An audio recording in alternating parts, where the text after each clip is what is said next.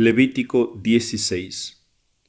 Habló Yahvé a Moisés después de la muerte de los dos hijos de Aarón, los cuales murieron al acercarse a Yahvé, y dijo Yahvé a Moisés: Di a tu hermano Aarón que no en todo tiempo entre en el santuario que está tras el velo delante del propiciatorio que cubre el arca, no sea que muera, pues yo me hago ver en la nube encima del propiciatorio. He aquí cómo Aarón ha de entrar en el santuario. Tomará un becerro para sacrificio por el pecado y un carnero para holocausto. Se vestirá de la túnica santa de lino, se pondrá sobre su carne los calzoncillos de lino, se ceñirá el cinturón de lino y se cubrirá con la mitra de lino. Estas son las vestiduras sagradas que vestirá después de haberse lavado con agua. Luego tomará de la congregación de los hijos de Israel 2 machos cabríos para sacrificio por el pecado y un carnero para holocausto. Y después de ofrecer su becerro por el pecado para expiación de sí mismo y de su casa, tomará Aarón los 2 machos cabríos y los presentará ante Yahvé a la entrada del tabernáculo de la reunión. Luego Aarón echará suertes sobre los 2 machos cabríos, una suerte para Yahvé y la otra para Azazel. Y presentará Aarón el macho cabrío que haya tocado en suerte a Yahvé, ofreciéndolo como sacrificio por el pecado. El macho cabrío que por suerte tocare a Azazel, lo colocará vivo delante de Yahvé para hacer sobre él la expiación y echarlo al desierto para Azazel. Entonces ofrecerá Aarón su becerro por el pecado, para hacer expiación por sí mismo y por su casa, e inmolará su becerro por el pecado. Tomará después un incensario lleno de brasas sacada de sobre el altar que está ante Yahvé, y 2 puñados de incienso aromático pulverizado, y llevándolo detrás del velo, pondrá el incienso sobre el fuego delante de Yahvé, para que la nube del incienso envuelva el propiciatorio que está encima del testimonio, y él no muera.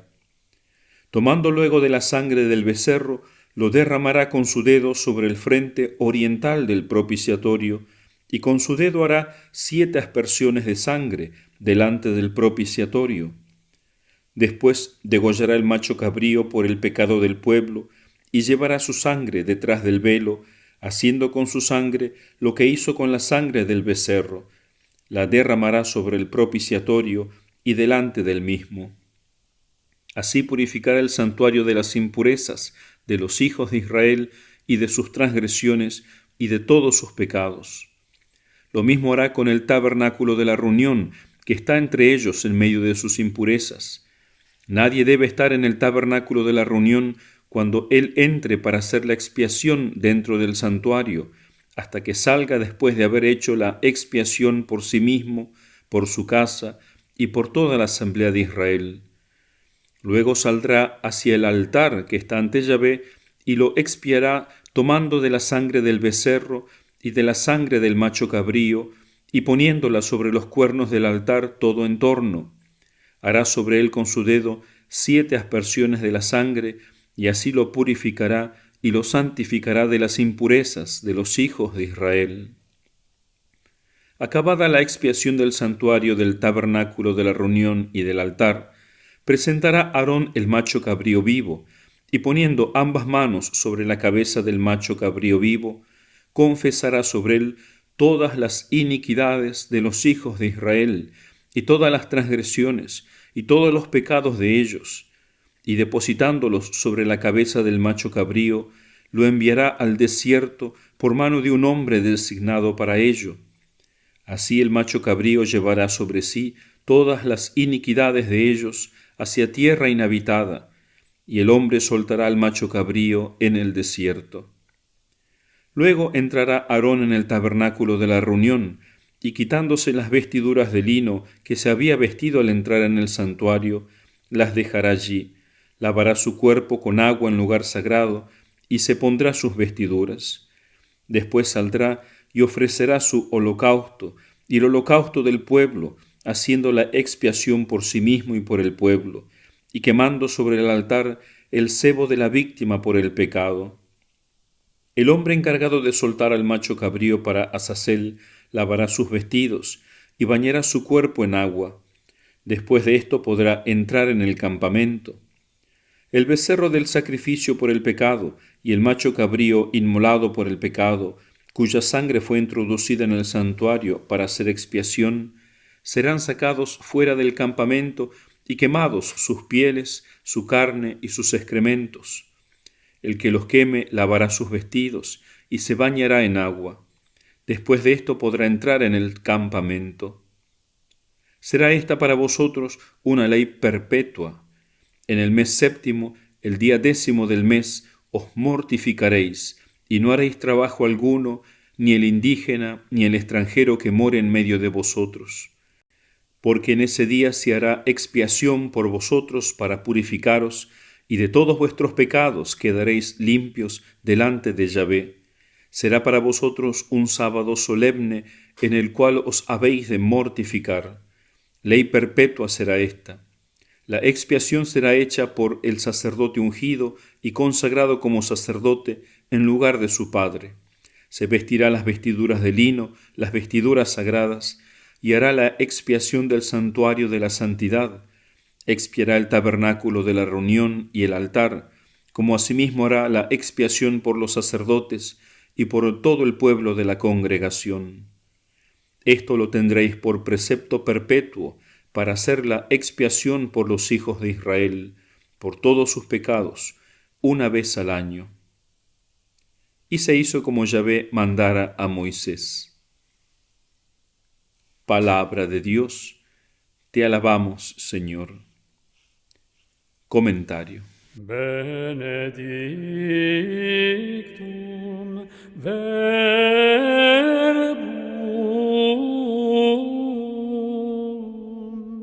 quod incarnatum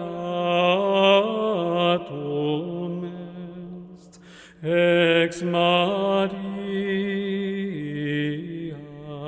Virgine.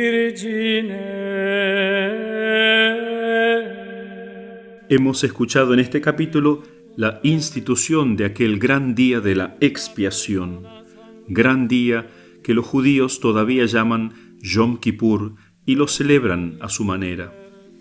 Era el único día en que el sumo sacerdote podía ingresar dentro del tabernáculo a la parte llamada el Sancta Sanctorum o el Santísimo, porque todos los días los sacerdotes sí entraban a la otra parte, el Santa o el lugar santo, donde se encontraba el altar del incienso, la mesa con los panes de la proposición, la lámpara de 7 brazos. Todos los días ingresaban allí, pero luego había un velo que ellos no podían traspasar, solamente el sumo sacerdote, una vez al año para este día del Yom Kippur, el gran día de la expiación, para pedir perdón por los pecados de todo el pueblo. Y este rito comenzaba así. Primero elegía las víctimas, un novillo que iba a ser la víctima por él, el sumo sacerdote, y por los otros sacerdotes, sus hijos. Y para el pueblo, 2 machos cabríos y un carnero. Luego se echaba suerte entre los machos cabríos, cuál se iba a ofrecer a Dios y cuál se iba a echar al desierto. Una vez echada la suerte, el sumo sacerdote ofrecía el novillo primero, lo ofrecía a Dios, lo degollaba y entraba dentro de la tienda del santuario, entraba al Sancta Sanctorum, al lugar santísimo, donde se encontraba el arca de la alianza, donde estaba esa tabla que se llama el propiciatorio, sobre el cual habían 2 ángeles bañados en oro, 2 querubines. Entonces entraba en la presencia de Dios, primero con el incienso, para que no muera, dice Dios, o sea, el incienso que significa la oración, y luego con la sangre, que la va a derramar delante del altar, y luego va a hacer 7 aspersiones, pidiendo perdón por sus pecados y los de sus hijos. Luego va a hacer lo mismo, pero va a entrar ahora con la sangre del macho cabrío, y va a pedir perdón por los pecados del pueblo. Una vez hecho esto, ya está purificado todo el santuario, especialmente el tabernáculo de la reunión, y ahora va a santificar, a limpiar, por así decir, de los pecados del pueblo, el altar. Es como que todo el santuario de Dios se manchaba con los pecados del pueblo, por eso tenía que ser purificado con la sangre. Luego el sumo sacerdote entraba a mudarse de ropa, a lavarse, y salía nuevamente, imponía las manos sobre el otro macho cabrío, confesando todos los pecados y crímenes del pueblo en voz alta. Entonces se mandaba ese macho cabrío al desierto, como queriendo significar que se expulsaba del pueblo todos los pecados, que una víctima sola se llevaba esos pecados. Miren cómo aquí hay una imagen de Jesucristo, que también salió de Jerusalén, de la ciudad santa, cargando con nuestros pecados para morir fuera.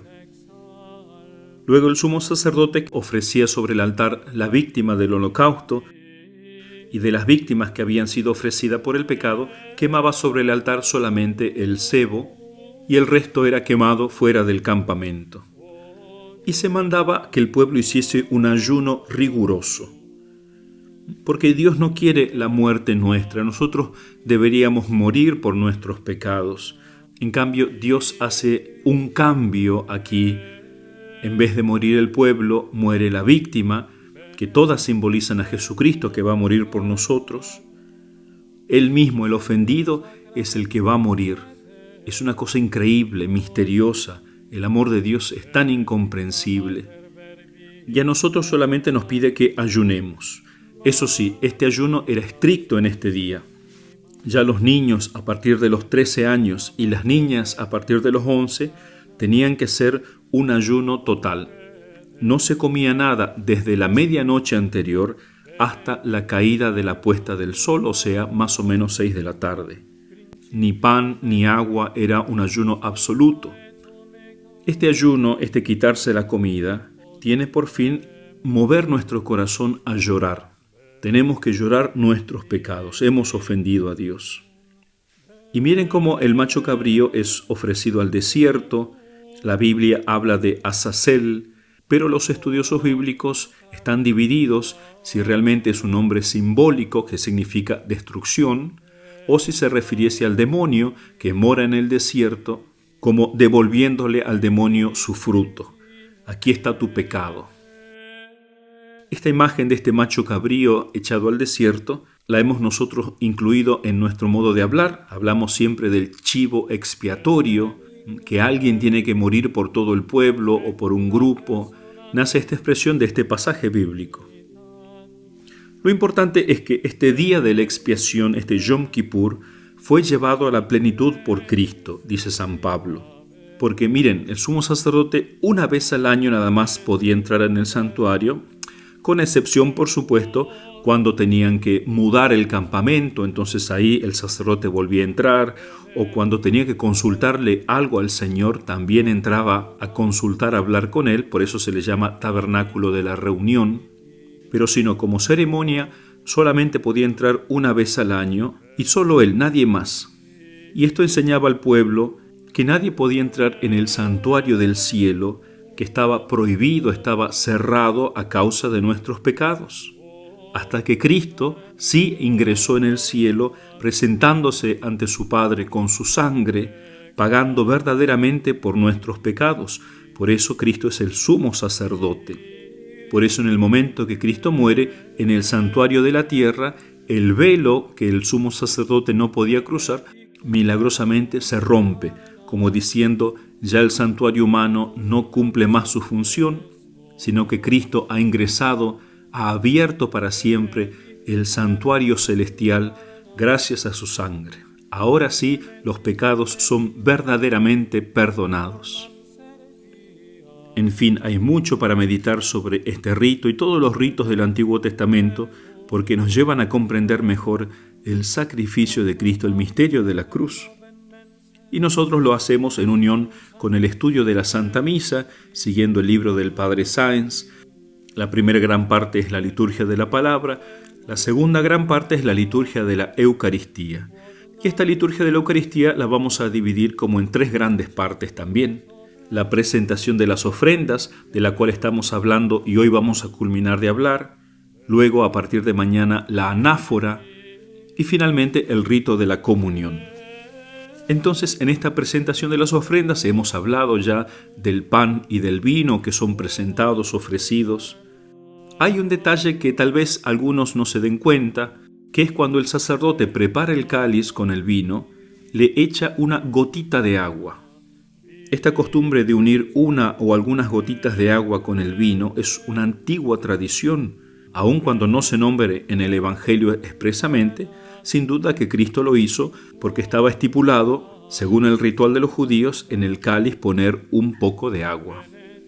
Por ejemplo, San Justino, que es casi contemporáneo con el apóstol San Juan, se ofrece, dice él, al que preside pan y una copa de vino templado con agua. Y de hecho el sacerdote, cuando echa esta gotita de agua, dice: por el misterio de esta agua y de este vino, etc. Quiero recalcar principalmente esto: por el misterio de esta agua y de este vino. Es un misterio ante el que nos encontramos aquí. Tres cosas en particular. El agua y el vino simbolizan las dos naturalezas de Cristo, la divina y la humana. Cristo es una sola persona, pero a la vez tiene dos naturalezas. Nosotros somos una sola persona con una sola naturaleza. Los ángeles son una sola persona con una sola naturaleza. Pero en el caso de Cristo se da una unión de dos naturalezas, tan estrechamente como se une el agua con el vino, que ya no se separan más. En segundo lugar, esta agua unida al vino simbolizan también lo que ocurrió en la cruz cuando Cristo muere, que de su corazón brotan sangre y agua. El Papa San Alejandro, que fue Papa del año 121 al 132, confirmó con una ley este antiguo rito. Explicando en una carta, dice esto: se hace la mezcla porque se lee en la Sagrada Escritura que en la pasión las dos cosas salieron del costado de Cristo. Lo dice uno de los primeros papas entonces. Y finalmente el agua nos simboliza a nosotros, a todo el pueblo fiel. Así como el vino absorbe el agua, así Cristo nos ha absorbido a nosotros en sí mismo. Y eso lo dice San Cipriano: cuando el agua se mezcla en el cáliz con el vino, el pueblo se asocia a Cristo. Así a la Iglesia nada podrá separarla de Cristo, ni impedirle permanecer unida a Él para siempre por un amor indisoluble. Por eso es que cuando vamos a misa, nos ofrecemos a Dios, nunca lo hacemos solos, lo hacemos en unión con Cristo. Nuestra pequeña ofrenda se sumerge en la gran ofrenda de Cristo, se pierde como en ese océano, como una gotita en el mar. Y viceversa, cuando Cristo se ofrece, nunca se ofrece solo, se ofrece junto con nosotros. Quiere ofrecerle al Padre nuestro corazón también. Entonces el sacerdote dice: por el misterio de esta unión del agua y del vino, que nosotros merezcamos participar de la divinidad de aquel que quiso participar de nuestra humanidad. Hermosa oración, es una oración secreta que es el sacerdote, que solamente él la tiene que escuchar, no es para decirla en voz alta, como se le da a algunos sacerdotes decir todas las oraciones secretas en voz alta. Claro, son hermosas, hacen bien sin duda, pero tienen su razón para ser secretas. Un dato curioso, dice el padre Sáenz, fue que Lutero, el fundador de las sectas actuales, calificó de impropia la mezcla del agua, ya que para él la obra divina perdía valor cuando se le agregaba la participación humana. Y eso es lo que tienen muchas sectas. Adoran a Cristo, pero desprecian mucho la parte humana. Y por eso desprecian a los santos, desprecian a la Virgen, como si nosotros valiéramos nulla, dicen los italianos, nada de nada. Hay como un resentimiento hacia la humanidad. Es verdad que nuestra humanidad es pecadora, que queremos salir del pecado y nos cuesta tanto, como le costaba a Lutero, que desesperaba por ser santo y no podía. Entonces buscó la salida fácil. Nosotros somos basura y Dios es el único que vale, entonces igual me voy a salvar. Lo importante es que yo crea, anulando así de algún modo la transformación que Dios quiere hacer en mí. Por eso el Concilio de Trento, que se opuso a Lutero y a todo el protestantismo que nacía en Europa, que va a dividir la Iglesia en dos en Europa, este Concilio de Trento defendió expresamente esta ceremonia, amenazando que aquel que la rechazara iba a ser penado con la excomunión de la Iglesia. Miren la importancia que tienen los símbolos aunque sean pequeñitos, en la iglesia, porque nos recuerdan de grandes verdades teológicas. Por eso yo no puedo, aunque sea un obispo, un gran sacerdote muy carismático, cambiar la misa, cambiar los ritos, modificarlos a mi placer. Entonces el agua nos simboliza a nosotros. Tenemos que aportar nuestra ofrenda, por pobre que sea nuestro corazón. El agua, de hecho, expresa nuestra debilidad. El agua es insípida, es incolora, una gotita es insignificante, comparada a la abundancia del vino, que es la oblación de Cristo. Entonces, esta gotita de agua nos recuerda que somos miserables, sí, eso lo sabemos. Pero la Iglesia quiere recalcar aquí que nuestra miseria está llamada a una grandeza, el privilegio de poder unirnos al vino poderoso, haciéndonos uno con Cristo. Entonces, miren cómo es Dios, si se fija en una gota de agua. Mi día, mi semana, con todo lo que yo hago, es una gota de agua que yo le vengo a ofrecer el domingo a Dios. Y Dios acepta todo eso, por muy pequeño que a nosotros nos parezca. Entonces nosotros tenemos que llevar todo eso para que caiga entero en el cáliz, que Cristo absorba toda mi ofrenda. Luego de haber ofrecido el pan y el vino, el sacerdote se va a inclinar. Ustedes van a notar que hace una profunda inclinación y va a rezar otra oración secreta. Porque el sacerdote hasta aquí ha obrado como el sacrificador, como Cristo. Ahora, recordando también que Él es hombre, se inclina y hace la oblación de su propio espíritu, de su propio corazón, uniéndola también a la oblación de los fieles. Y reza así: acepta, Señor, nuestro corazón contrito y nuestro espíritu humilde. Que esta ofrenda sea agradable en tu presencia, Señor. Esta es una oración que aquellos que han leído el libro del profeta Daniel, cuando los 3 amigos de Daniel son echados por el rey Nabucodonosor dentro del horno ardiente y milagrosamente no se queman, y rezan una larga oración hermosísima. Pero esta oración de los versículos 39 y 40 del capítulo 3 de Daniel es la que el sacerdote reza aquí. Los jóvenes rezaban: recíbenos, Señor, con el alma contrita y el espíritu humillado. Así sea hoy nuestro sacrificio delante de ti.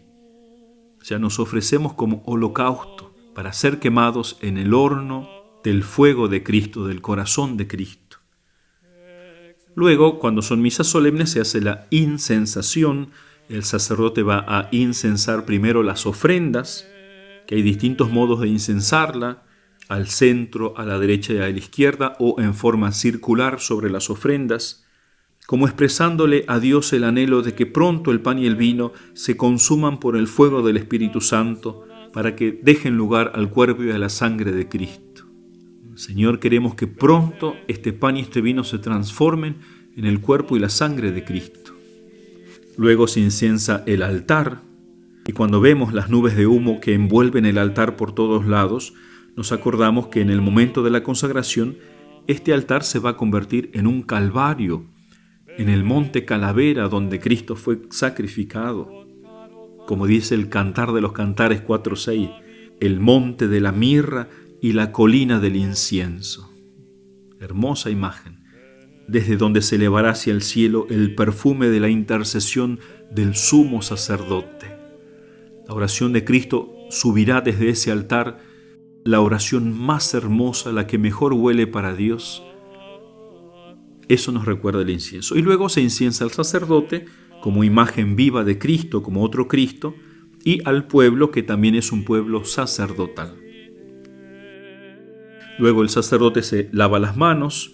Antiguamente, como el sacerdote recibía muchas ofrendas de distintas clases que traía el pueblo, era conveniente lavarse las manos en este momento. Ahora ha quedado solamente un valor meramente simbólico, ya no tiene ese fin práctico. De hecho, en las antiguas basílicas había siempre una fuente de agua en la que los cristianos purificaban sus manos antes de entrar al santuario. Y todavía, en las entradas de las iglesias están las pilas de agua bendita para que los fieles se santifiquen, que es algo que no se puede perder, ni por miedo al COVID siquiera. Y el sacerdote, al lavarse las manos, reza el Salmo 25. Lava del todo mi delito, Señor, limpia mi pecado. El sacerdote se reconoce pecador. Entonces el sacerdote va a invitar, abriendo sus brazos, al pueblo a orar. Orad, hermanos, para que este sacrificio mío y vuestro sea agradable a Dios Padre Todopoderoso. O sea, le pide al pueblo que pidan por él para que él sea digno de ofrecer al Señor la ofrenda de todo ese pueblo. Como que el sacerdote le dijera al pueblo: voy a entrar en el Sancta Sanctorum, en el Santísimo, pero también vosotros orad para que Dios acepte el sacrificio que ofrecemos juntos. Y por eso la gente responde: el Señor reciba de tus manos este sacrificio, etc. De tus manos, porque las manos del sacerdote están particularmente consagradas para ofrecer el sacrificio, por ese carácter sacerdotal con el cual ha sido marcado el día de su ordenación. Entonces puede ofrecer con esas manos el sacrificio de todo el pueblo. Y finalmente se hace la oración sobre las ofrendas. Así como cuando terminaron los ritos introductorios se hizo la oración colecta, ahora al terminar el ofertorio se hace la oración sobre las ofrendas. Como luego, después de la comunión, se va a hacer otra oración, la oración postcomunión, cerrando ese rito. Esta oración breve es por esto: todo el donativo que hace el pueblo, simbolizados aquí en el pan y en el vino, que significan la entrega de nuestros corazones, que fueron llevados al altar con una ceremonia, ahora esta oración se encarga de ofrecerlos más formalmente a Dios. Con este ofrecimiento los dones reciben una especie de santificación previa, antes de que se conviertan en el cuerpo y la sangre de Cristo. Estas oraciones varían según la fiesta, según el tiempo litúrgico. Por ejemplo, el cuarto domingo de Adviento, ahora que nos encontramos en este tiempo hermoso, la oración de las ofrendas dice así: por tu Espíritu, Señor, que cubrió con su sombra a la Virgen María, santifica estas ofrendas depositadas sobre tu altar. Benedictum verbum